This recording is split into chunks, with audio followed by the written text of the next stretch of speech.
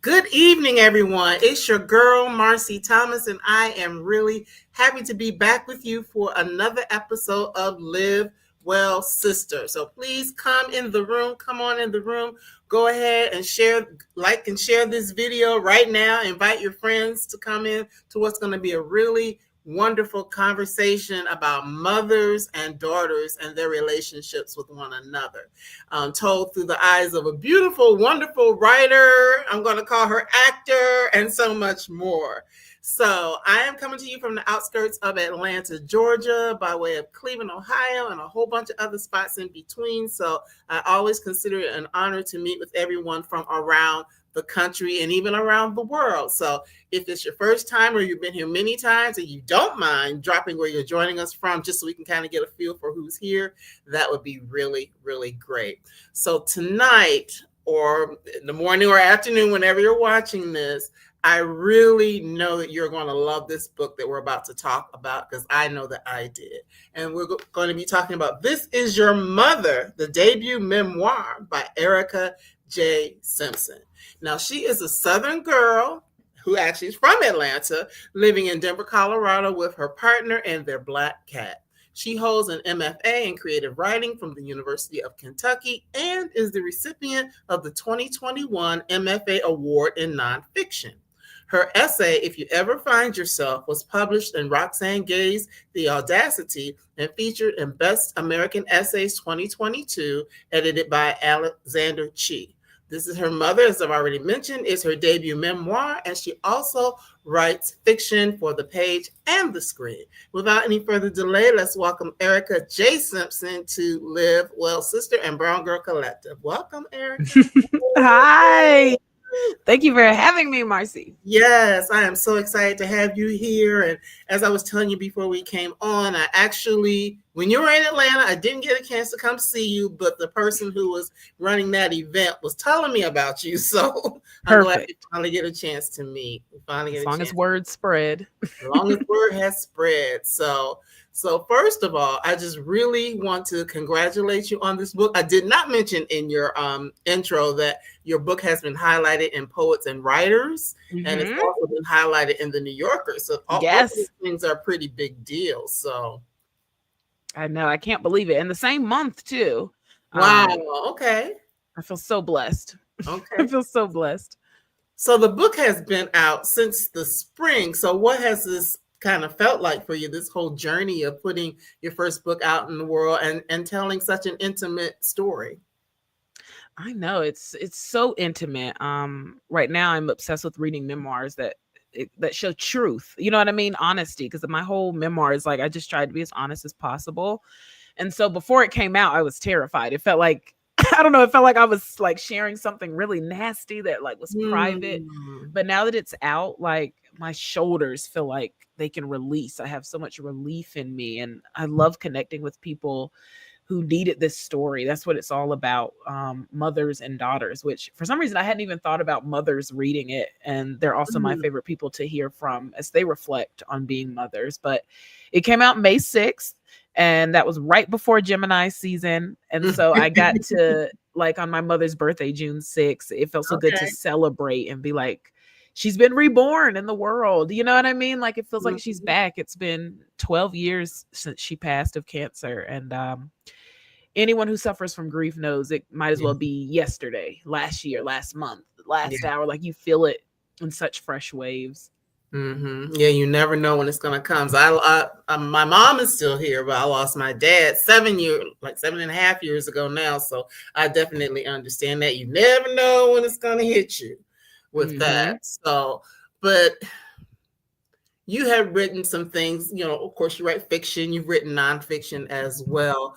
So when it came time to think about writing your first book, what was it that really made you want to tell your mother's story at this time? Well, I started, I don't even know. So originally I did want to write fiction and I wanted to act.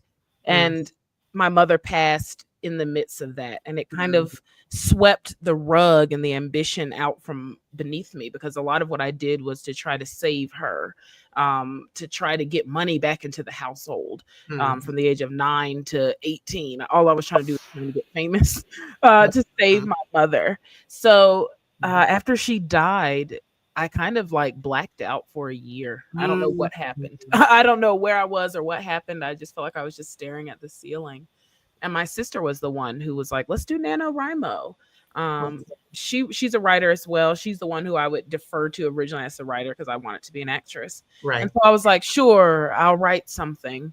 And all I could get out was just like the story of my mother's death. It was the only Mm, thing clouding me and the only thing that came out. And so it started literally 10 years ago for NaNoWriMo. And then it was such a depressing piece of work that I wrote that I kind of just had to shelve it. I was like, I know this is something, but it's not everything. So I'm going mhm, to have to shelve it, for a while.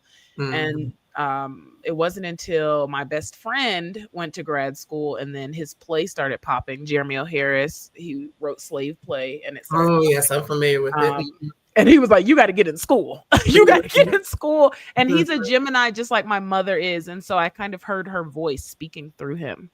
mhm. Um, I heard her, and I was like, "Let me get in school." And in school, I took an auto fiction class, and we read Heavy by Casey Layman, and Mhm, it really opened up things for me. I was like, mhm, "Oh, like this is what it means to be honest." And his mother is alive. Like I mhm, don't know how he did that. You know what I mean? The things that I have to mhm, reveal about my mother, I kind of am happy that she's not here so I can speak freely. But yeah, mm. that was the process. I went to grad school, and something clicked for me that you have to give the reader, this is the navigation of your life. And it's also, sometimes you get wary of like, who would care about my story? But we are all universal.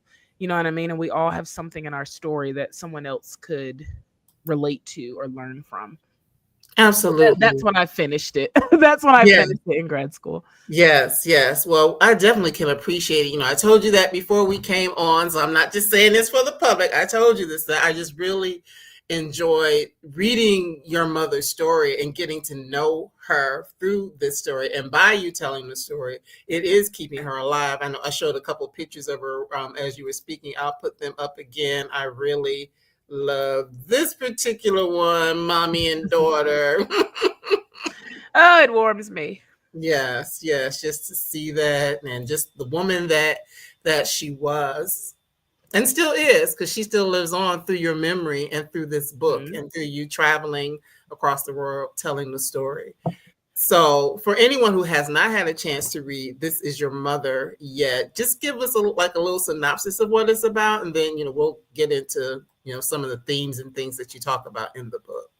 Sure. So, This Is Your Mother is a dual timeline of the last 6 months of my mother's life. So, the book begins with a phone call from my aunt telling me what my mother could not, that the cancer is back and she has 2 months to live. Mm-hmm. So, it crosses timelines between the last of her life and then sort of the beginning of mine. We go back to 1998 when we used to live in hotels, and then it kind of goes back and forth between my growing up and her growing down. Mm. You know, um, and then it's about how we experienced homelessness and stuff, because my mother had a dream. Mhm. She was a very vibrant woman and very highly educated, but we did not have a lot of money. My father left us. He left us for a white woman when I was not even conceived yet. I Okay. was actually a birthday baby. He came by the house to get his stuff for his birthday, And then they had one more moment of love, and I was born. But he did leave her, and all she had was like a dream. She wanted to have a counseling business. She wanted to help people on a large scale. And so she moved me and my sister from North Carolina to Atlanta. That's how we ended up there when I was 3.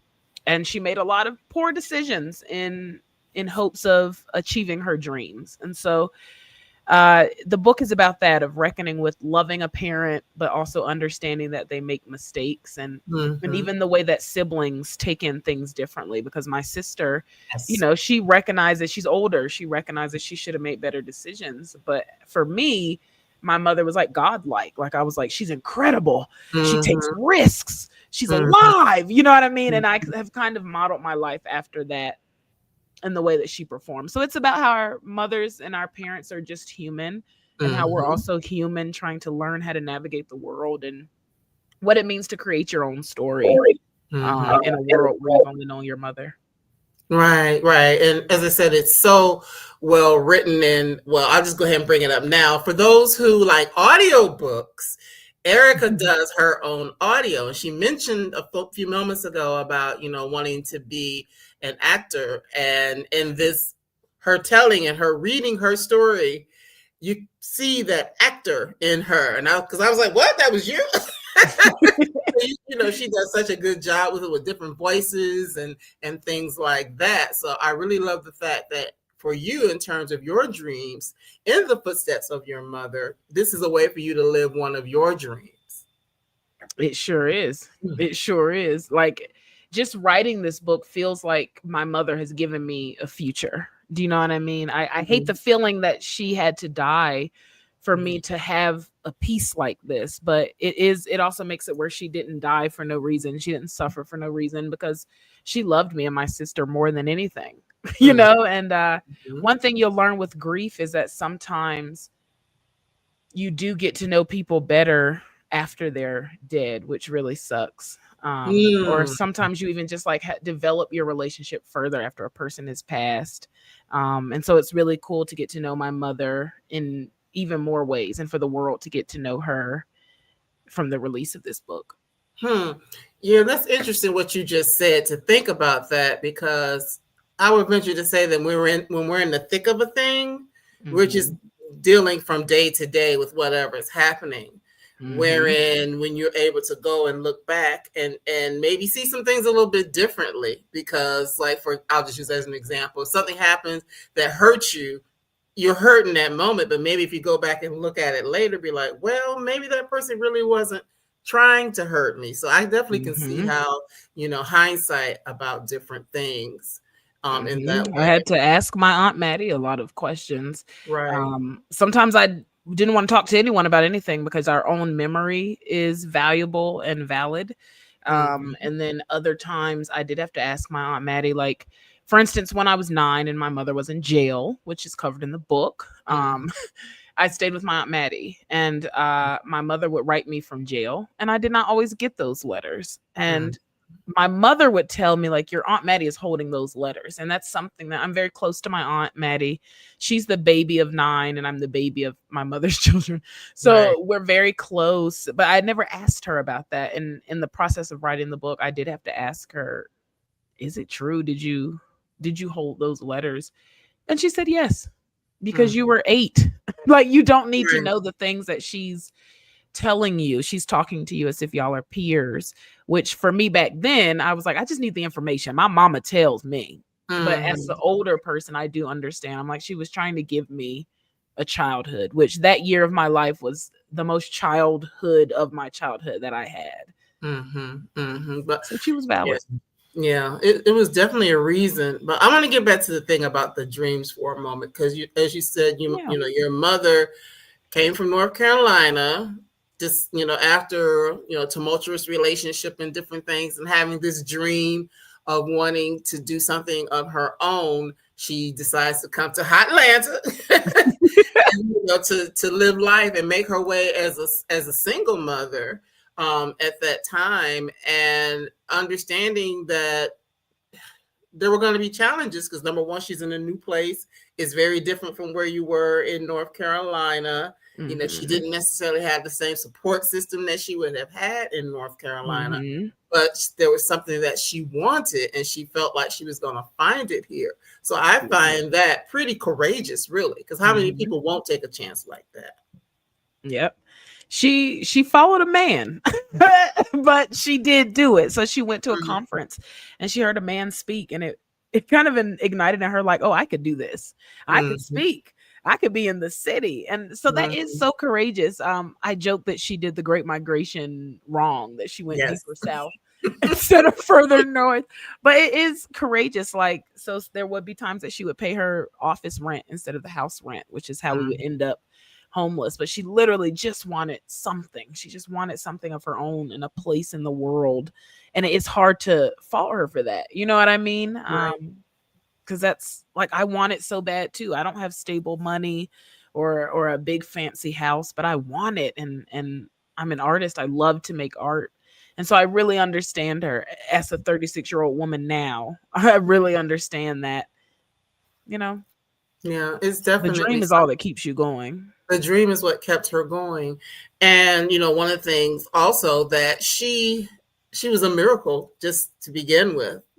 Just talk a little bit about, she's like the youngest, I believe she was the youngest in her family, or some on the Well, middle in her yeah, family, she's but the dead center. She's the sixth child, born on the sixth day in the sixth month. wow. A little 666 action. And she was the runt. She would always call herself the runt because she was Mhm, always sick. mhm, So she was dead in the center of these kids. And then she had her appendix burst when she was 12 or 13. Um, she had ovarian cancer. She had a brain tumor when I was mhm, born. The doctors told her not to have me, but she said she wanted a baby for her other baby for when she mhm, was gone. Which is why I love my sister so much. I'm like, half of mhm. the whole reason I'm here is to love you. Yes. But yeah, she was quite sickly. And so having a dream and a future like that does keep you alive. She had cancer 4 times in her lifetime, and the fifth one is what took her.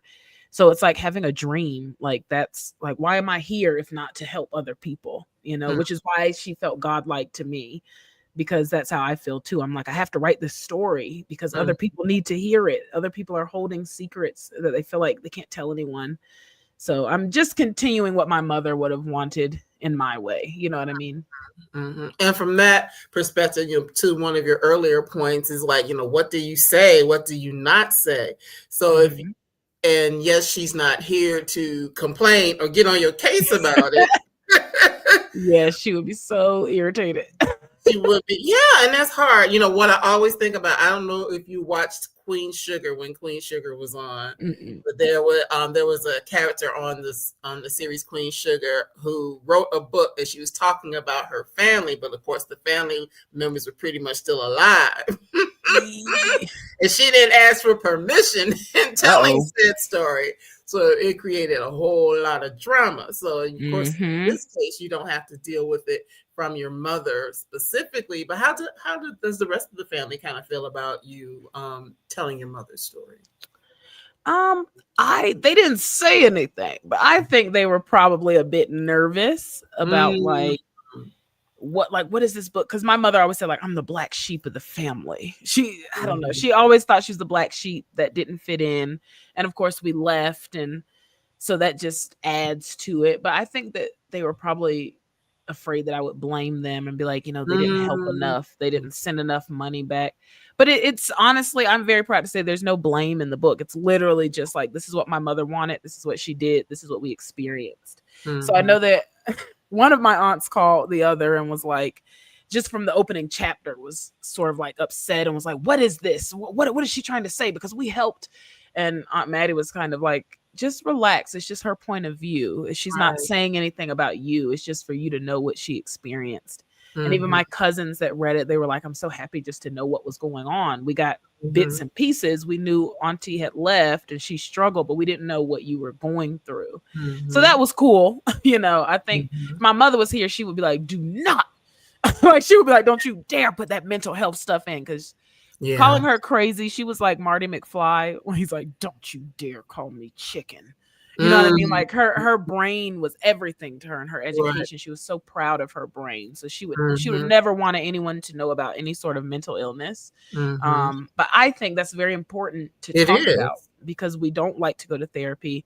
And also poverty, if you didn't know, like actually affects our mental being. Like when you suffer Absolutely. poverty so much, you literally Absolutely. can become bipolar, schizophrenic just from feeling like the world is against you. Like, why can't I get money? Why can't I get up? Why can't, like, the system can literally Mhm. crush your mentals.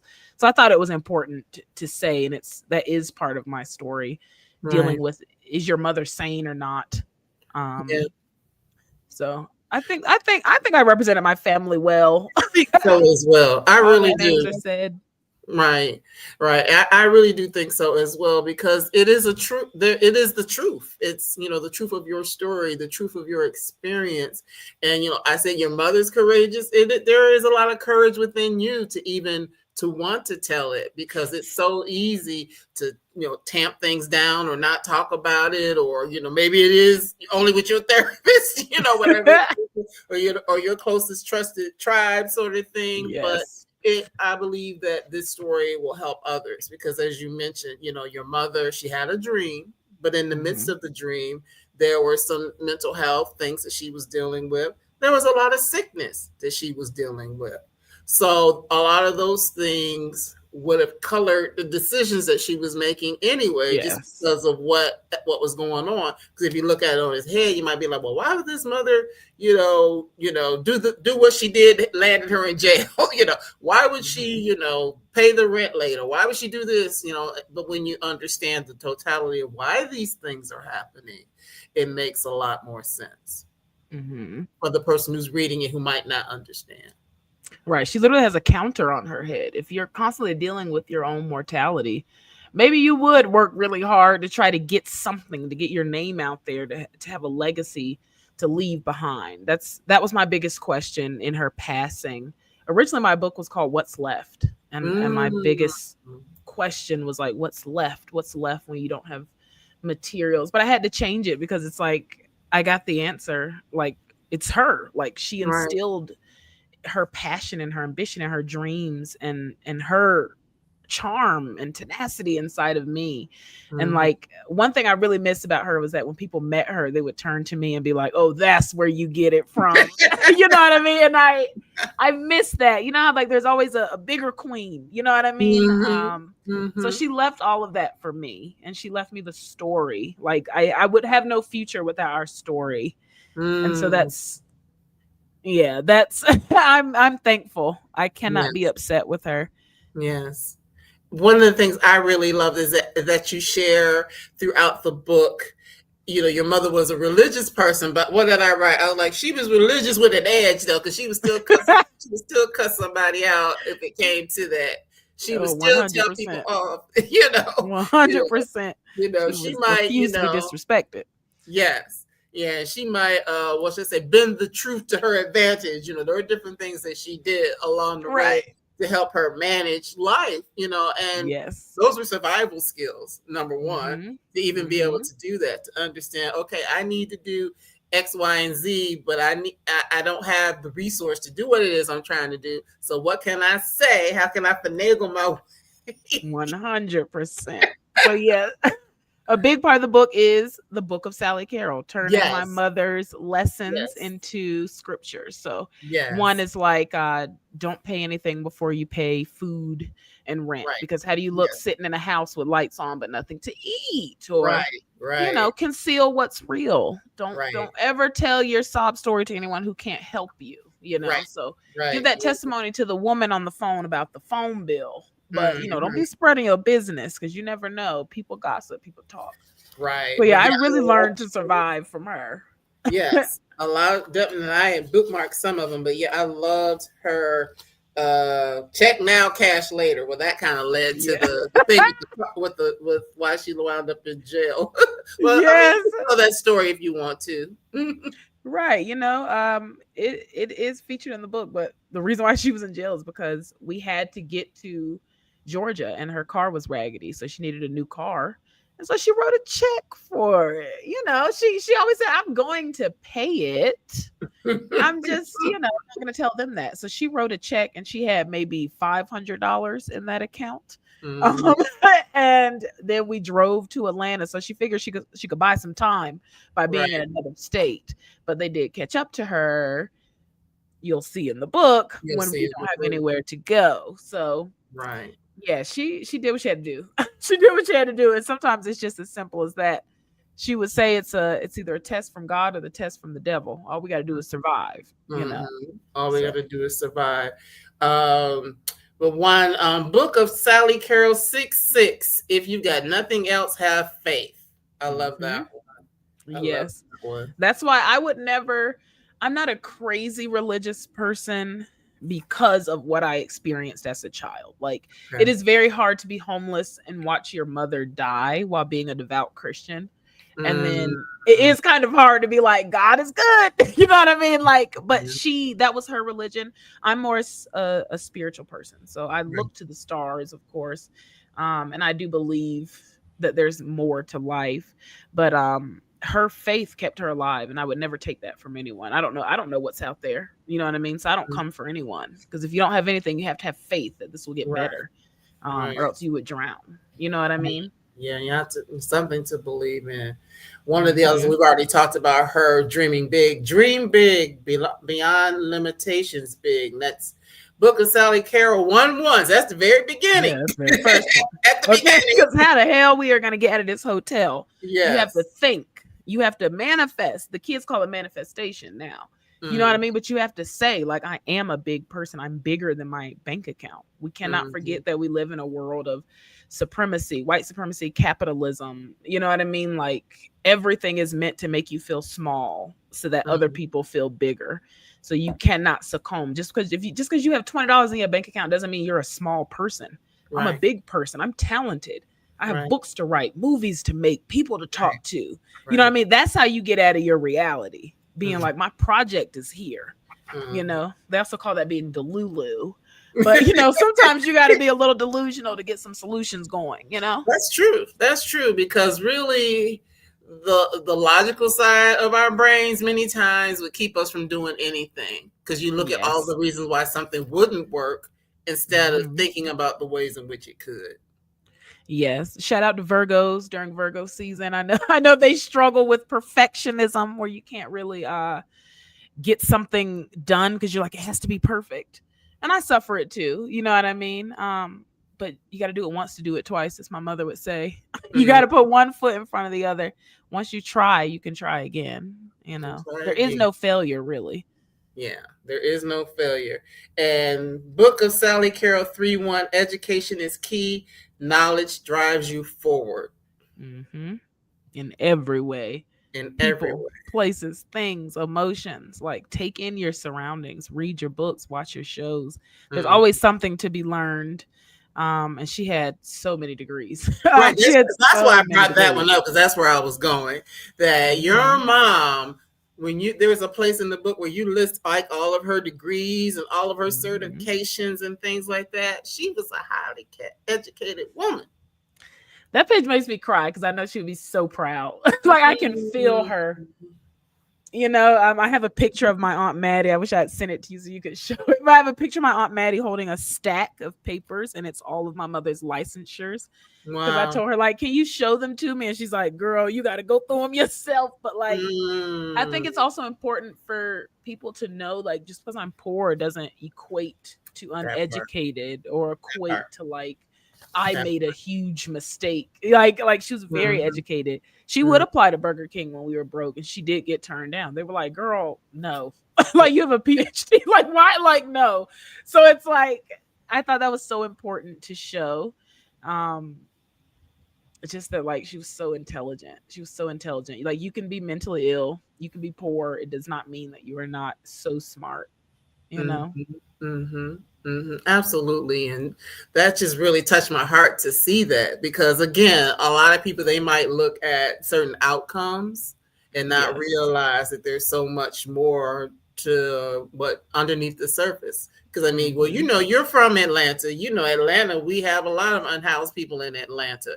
but we don't know how those people wound up getting there. It could be somebody who is a PhD or whatever the case may be, Yes.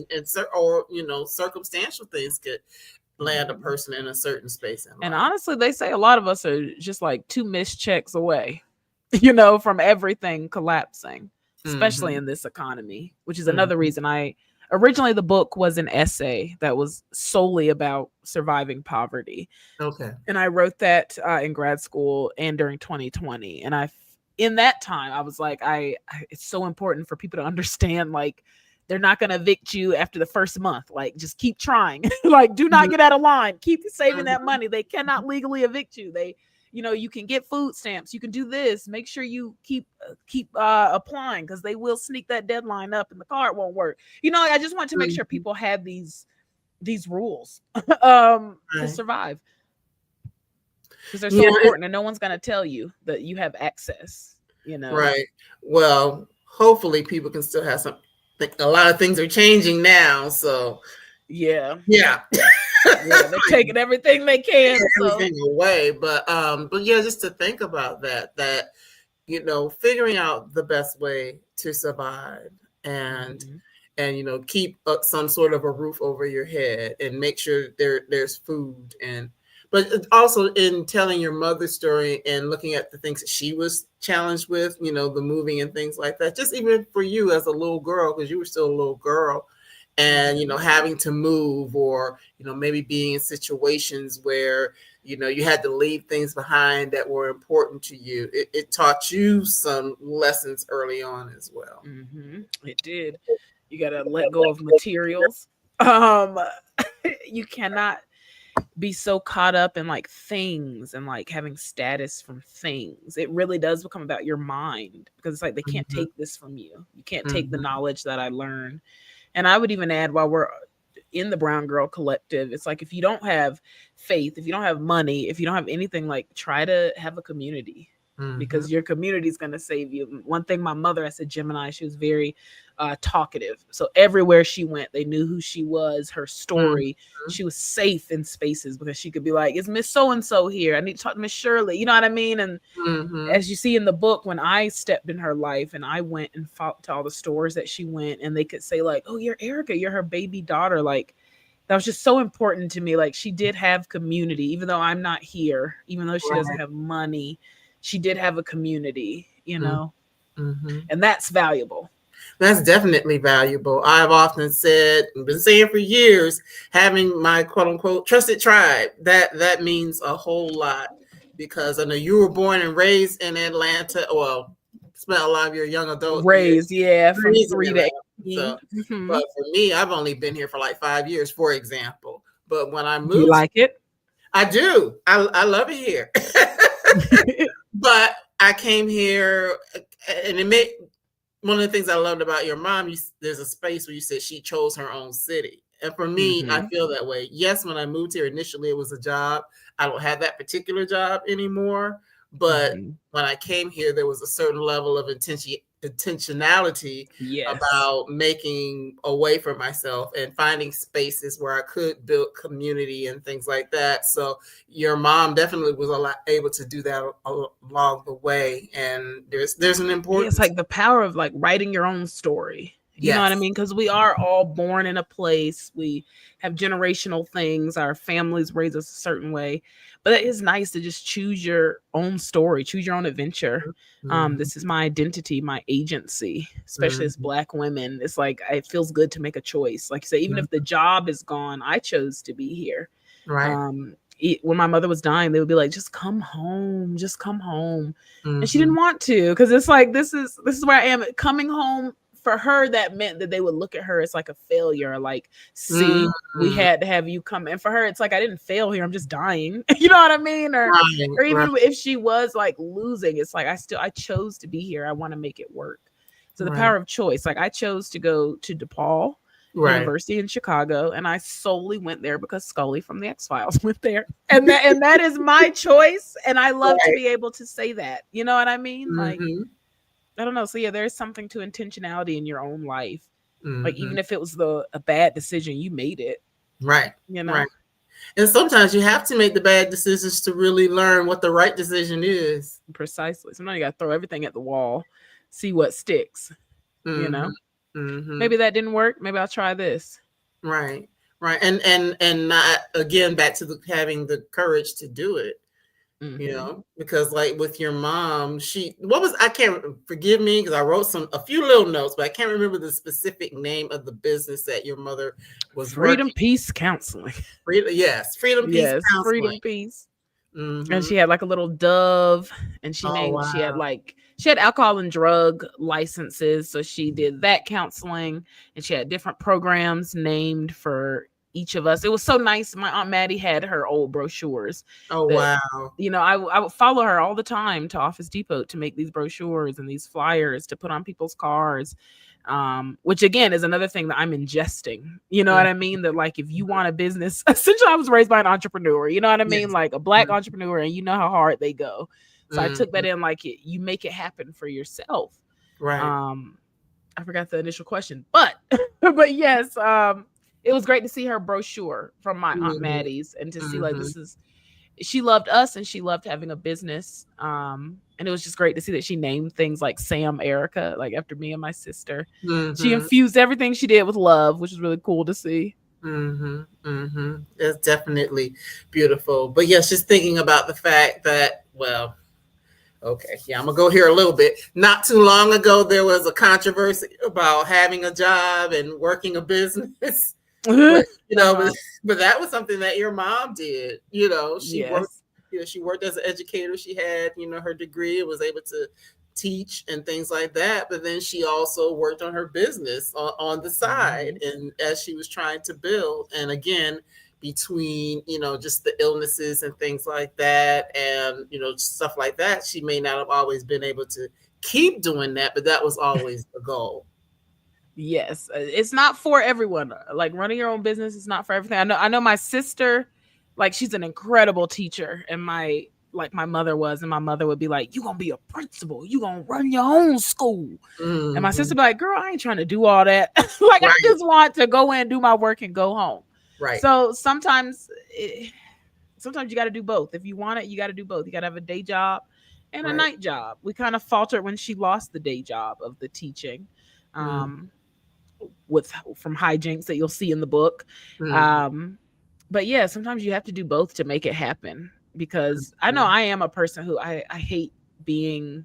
I don't hate it, but because you got to do what you got to do. But sometimes it does suck just being representative of someone else's thing and having Mm-hmm. to put all of your talents and energy into keeping their thing afloat. Right. Sometimes you just want to put your own self into the world, Mm-hmm. um, and use your time to promote your own passions. So Mm-hmm. Absolutely. Like you writing a book or me being here doing this, having these conversations with you, there are yes. definitely ways to do it. But hey, we still want to keep the lights on, keep Yeah. the internet going. Yes. Things we I'm still want to still be. trying to figure out. I'm like, I need another day job. Yeah, yeah. I I gotta mean, figure it out. yeah, it's definitely a thing of figuring those things out.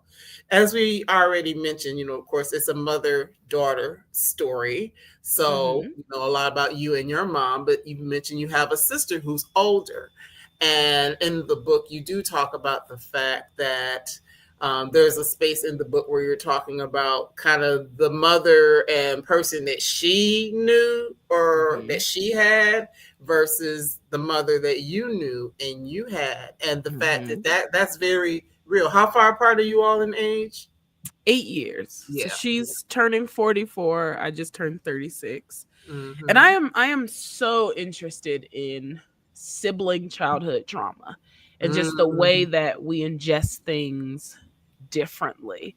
Right. Um, cause so yeah, like just her being 8 years older. One, we're in a different place generationally where like Right. she does have a career in the house, whereas when I got out of high school, the economy had collapsed. Mm-hmm.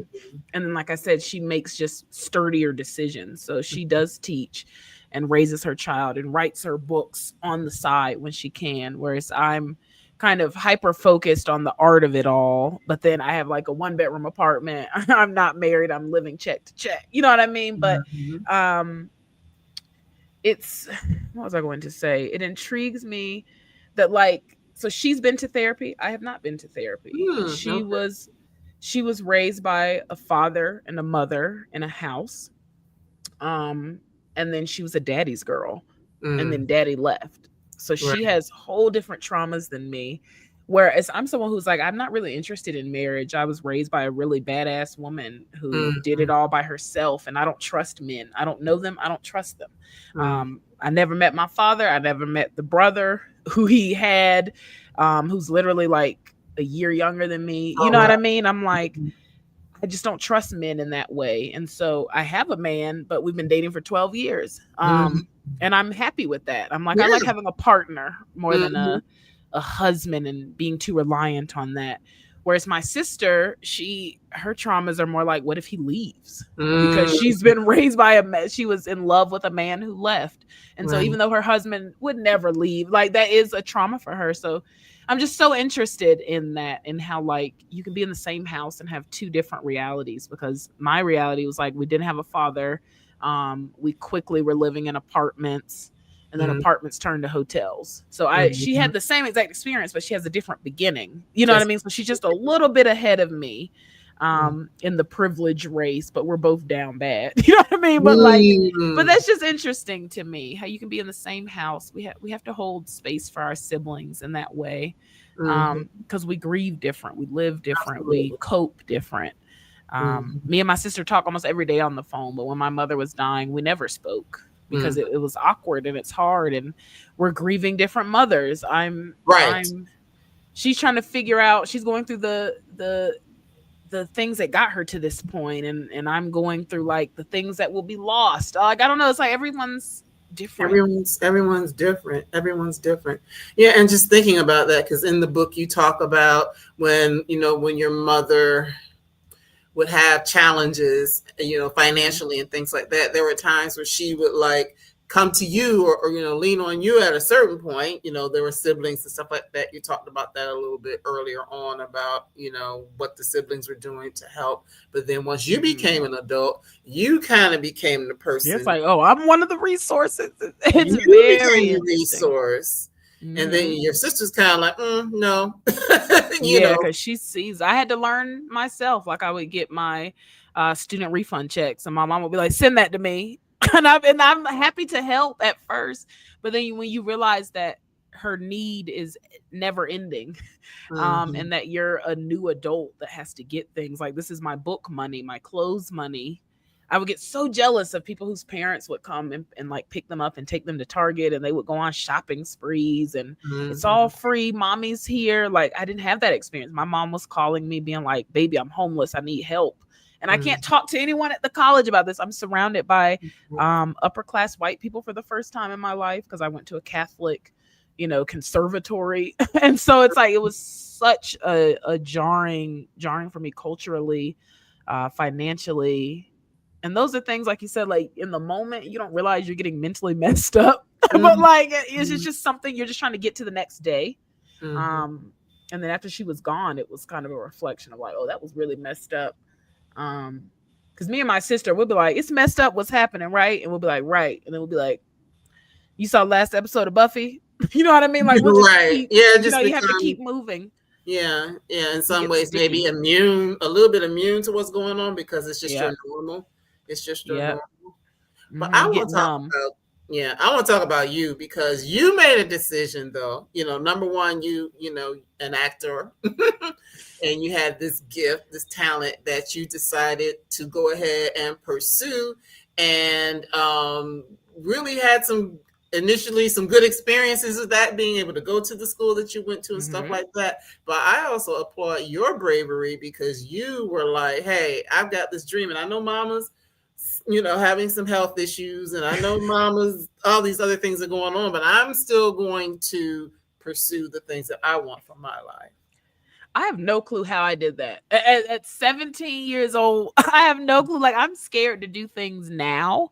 I have Hmm. no clue how I was like, oh, I'll just go to a new city. And I'm gonna be honest, when I went to Chicago, I did not realize I didn't realize Chicago was in Illinois. I Oh was like, I'm wow. going Okay. where? It's up Like I north. literally, It's up north, but right, where? I was like, I know it's north. I know it's a big city. And I was like, oh, it's in like Illinois. Like I didn't even know that much. So I was really fresh. Having my mother drive me up there. We were both like trembling on the highway. Like Mm-hmm. 10 minutes to the Mm-hmm. circle. It was crazy. But like I said, I'm so proud of that. I do feel brave. Um, I feel like after they took some of my confidence away when they cut me from the theater school because I Yeah. should have left and gone somewhere else. But just the thought of having to like start over with your credits, I just stayed. I get very thankful to Jeremy that he was brave and he like dropped out of school and started acting and writing plays and stuff. But yeah, I don't know how I did that at 17. And sometimes I think, they say that when you have trauma, you get frozen at the age that you experience the trauma. So Okay. sometimes I feel like I'm still like an 8 or 9 year old girl on the inside. I think Viola Davis says that in her memoir too. Yeah, She's like, yeah.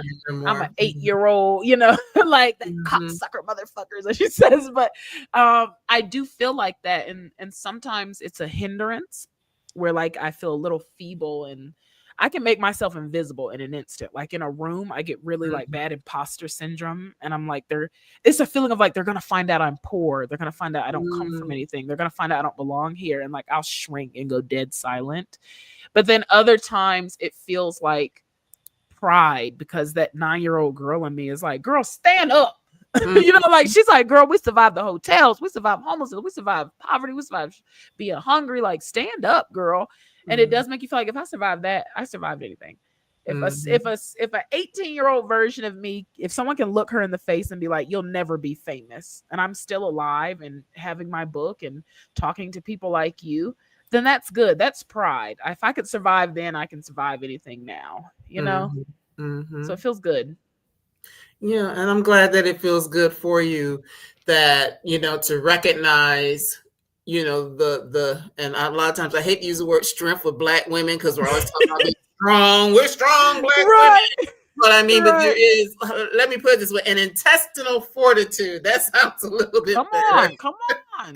Okay. That, allows you that in spite of. And that's what Yes. made me enjoy your mother's story, but enjoy your role in your mother's story as well, because your mother's story is your story, as Yes. I could well. not untangle the two. I'm like, I don't even know how to Right. begin if I don't begin with her, Right, you know? right, right. Because in there, and I mentioned this to you before, because I did some reading and some listening. I would suggest folks, if you get a chance to listen, because Erika does such a good job of voicing over her story, her mother's story. It's really good. But there's a Thank part in you. there where it's like you're doing a sermon, and it's not a Mhm. short sermon. It's a pretty good sermon in there. But in that sermon, you talk about, the biology of how when your mother was formed in the womb, Mhm. you were in there at the same time. And so your Yes. lives are always intertwined in that way. And I'm like, wow, this is so powerful. Yes, that's one of my favorite things about biology, that like a woman is carrying all her eggs from the second she is born. So it's like literally I am my mama.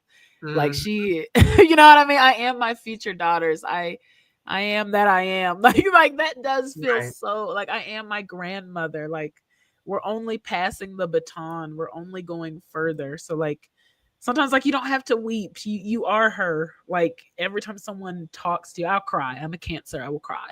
But I'm just like, yeah, that's one of my favorite things. I was with her every second of the way, and she is with Mhm, me every mhm, second of the way. mhm. And just her bravery, you already touched on it. The fact that when you were conceived, she had a brain tumor Hmm. and she had to make a choice. And she look, that could have been the bad choice right there. That could have It been. was not. And I'm so thankful. I could have been out of here. Um, Mhm, but she made that choice. That it literally, she turned purple when she was pushing me. I stopped mm, in between her legs, and my mm, godmother had to pull me out the rest of the way. And it was a dark and stormy night. I used to love when I was younger. On every birthday, she would tell me my birth story, and it was like a rainy day. So I always love rainy days. So yeah, thank God that she was like, I'll have the baby. I'll have the baby. Mm-hmm. Um, because now I get to let her live. I get to make You her get to let immortal. her live. You get to let her live. That Yeah. that really means a lot. So I know you said you didn't go to therapy, but have you found that telling this story has been like therapy for you? 100%. There was a time. There's so much. Sometimes your mind can't hold all the things that happen to you. You just kind of stuff it in a box and bury it. And when I was writing it, I know that my editor at one point was like, "I feel like we need like 20 or 40 more pages. Mm, The college part is a little light. Like what else happened in college?" And I was like, "Nothing, mm, nothing."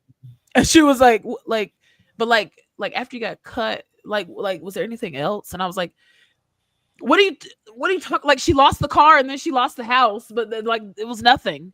And she was like, "What?" And then she was like, maybe mm. write that down." Like I hadn't even, Right. that stuff I didn't want to think about. And then once I wrote down the loss of the car and then it kind of like spiraled everything. It's like, oh, that's the time I came home and she tried to kill herself. Mm, And I had to save her.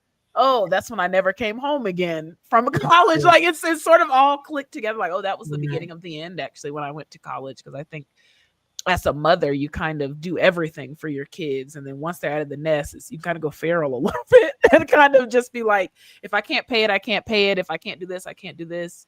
But yeah, so writing the book was such therapy, releasing those kind of moments that I had buried within myself. Mm-hmm.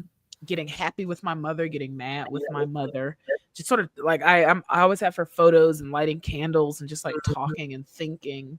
Mm-hmm. Um, it was really lethargic, and I do feel free. Like I said, I feel like so much of those were like my trembling secrets that nobody knew about. Like my friends Mm-hmm. from high school and college were like, "You were going through this?" Like I had no idea. I'm so, they were telling me like, "I'm sorry," and I was like, "Girl, I didn't tell anyone. Like I don't want anyone to know that these are Right. the most embarrassing and heavy things." Like I cannot tell another 14-year-old about some of this stuff. She's never experienced that. You know what I Right. mean? She's never experienced her mother telling her, like, "Oh, I almost took myself out when you went to the playground."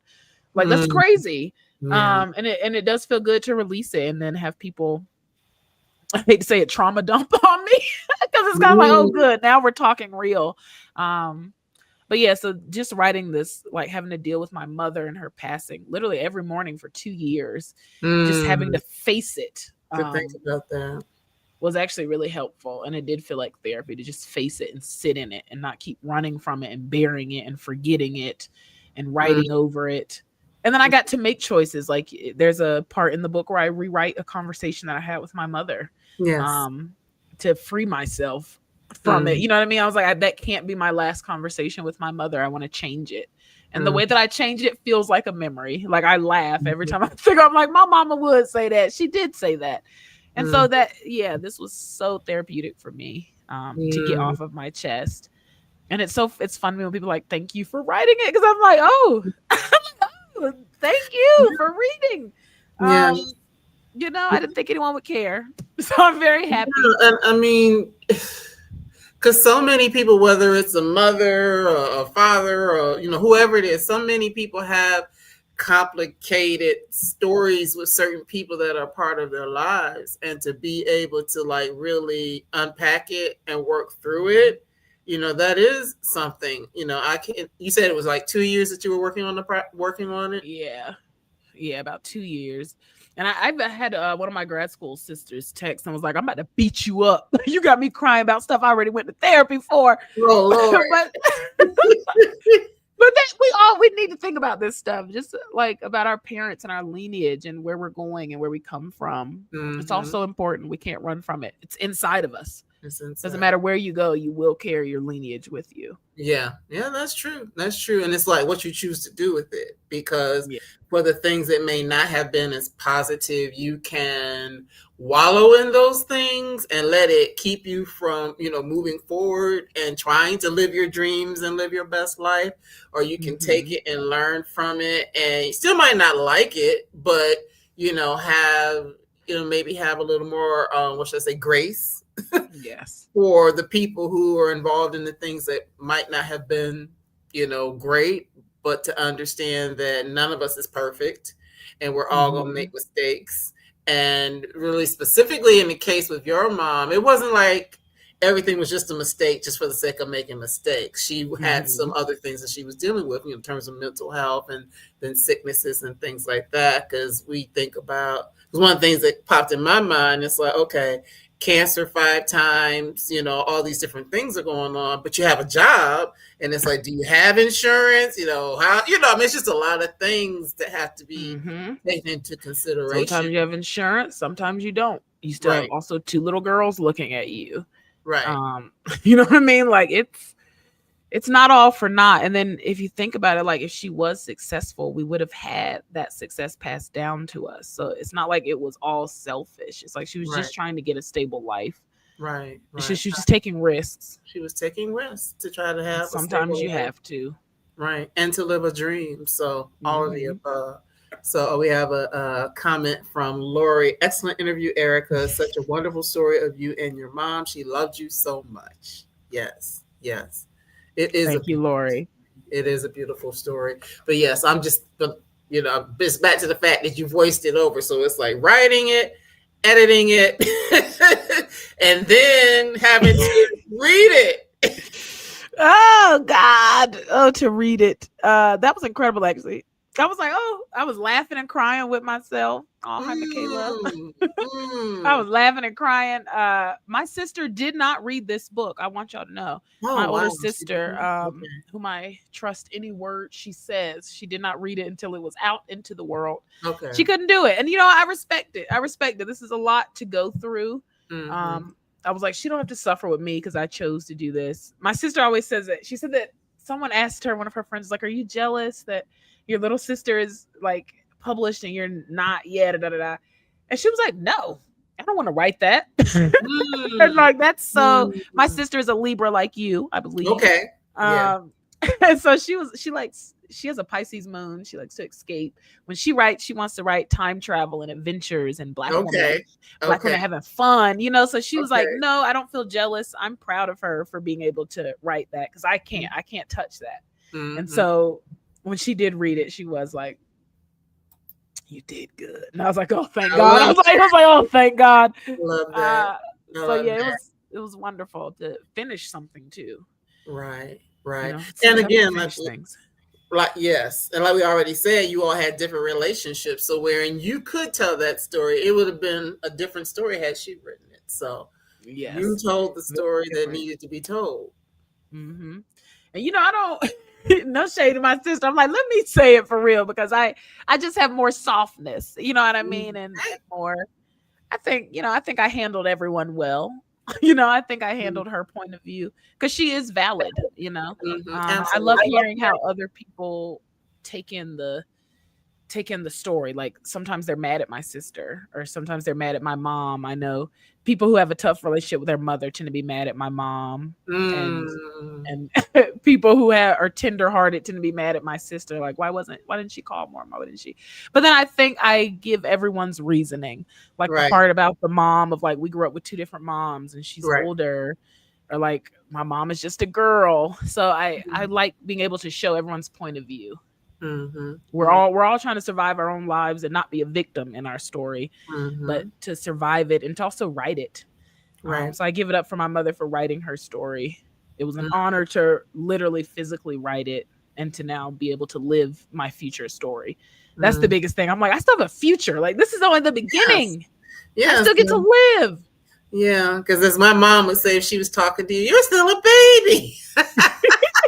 So yes, Precisely. yes. So I mean, yes, it is your story, and you get to tell the story that you want to tell. And just the fact that you were in Chicago, now you're in Denver. You've lived some Mm-hmm. different places and all that. So you're an extension of your mom, but yet you're very much your own person. So I love that. I love that for you. Thank God. So sometimes I am like her in the worst ways. I'm like, "What did you just say? Were you playing games with me?" And I'm like, "Hold on, that's Sally." I'm like, "That's Sallie Carol." But I'm happy. I am so happy. I love that. I love that. Now this cover, I love. It might be a little. Yeah, I'll try to get as close as Hmm. I can. I love it because It's like the little I didn't catch it at first. I was like, oh yeah, that's the mom, little afro with her earrings where it says a memoir right here. Then there's like some words behind that. Yeah, that's her handwriting from a Oh letter she wrote wow. me. Mm-hmm. Wow. And I love it because at the top it says something like, "You know me so well," or something It like that. does. And that just makes me so proud. I'll cry again because I'm like, I was Sallie Carol's biggest fan. Sometimes I worry that I didn't love her enough back then because I was a kid. But my best friend from 7th grade, Zavietta, she found a picture of me in my room at 13, and literally it was decorated with pictures of my mother.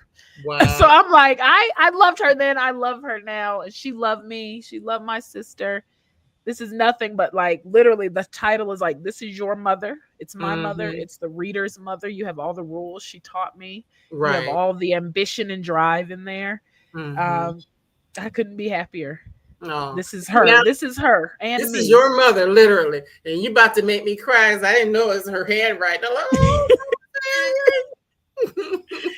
yeah, like it makes it feel like it makes the book feel extra blessed. Like every step of the way she was a part of it. Oh my goodness. Because that's something, you know, a piece of them, you're the light. But yeah, that's beautiful. But to have, you know, a piece of them, because we all can't see it. No, you can't really see it. But I have a box back over here that's a box of stuff that's my dad's, like cufflinks and watches and things like that. So when you just have something that's like things that are like a physical representation of someone that you loved, you know, that means so much. And in this case, with it being on a book, everybody, hey, that's your mama's handwriting. So this is her, literally her book.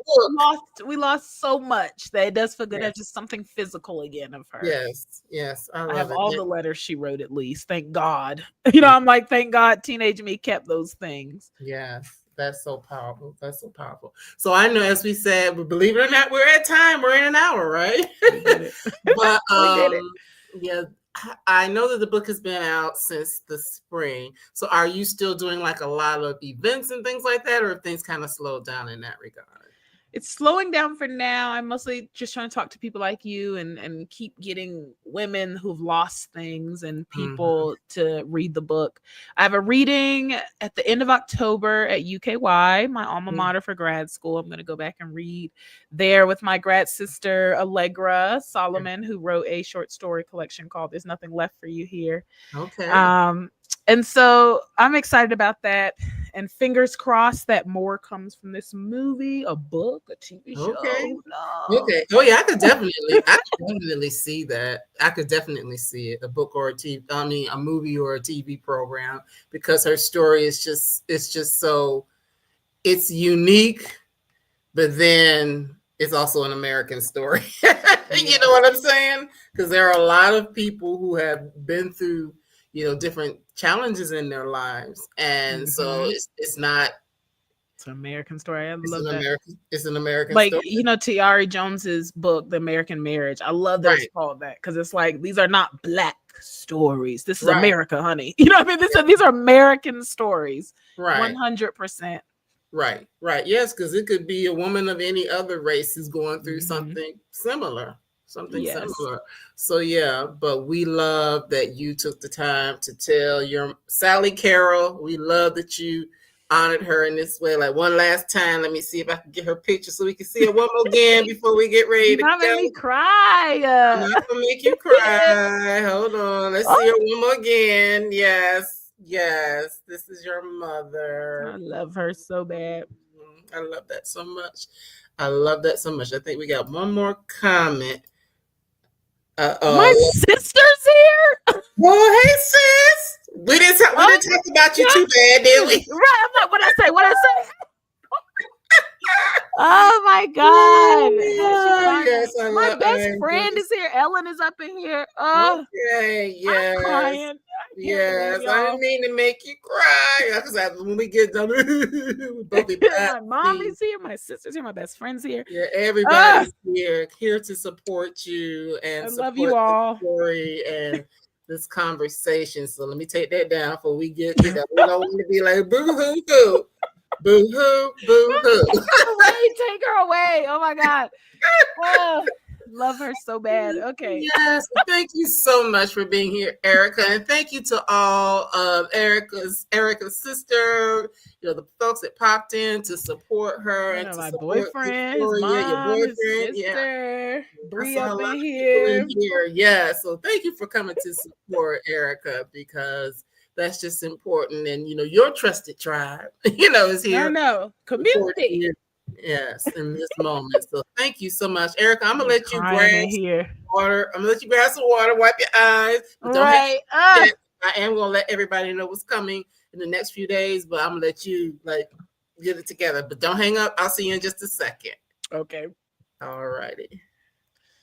So that was such a good conversation. I'm so glad that I had the opportunity to have Erika here for us to have this conversation. As I mentioned, I've known about the book for quite a while, but a lot of times it's just a matter of the scheduling and things like that. So it's such a blessing to have had her here, to be able to have this conversation, to be able to celebrate her, to celebrate her mom, her sister, all the people who love them, and for anyone who just may be going through different things with a parent and working through those things just to you know learn or be inspired by this story and the telling of it. So thank you, Stephen. I appreciate that for all of the great comments. Thank you all so much for being here. So just by means and by way of what's coming next on Monday, which I believe is, don't get me the line what the actual date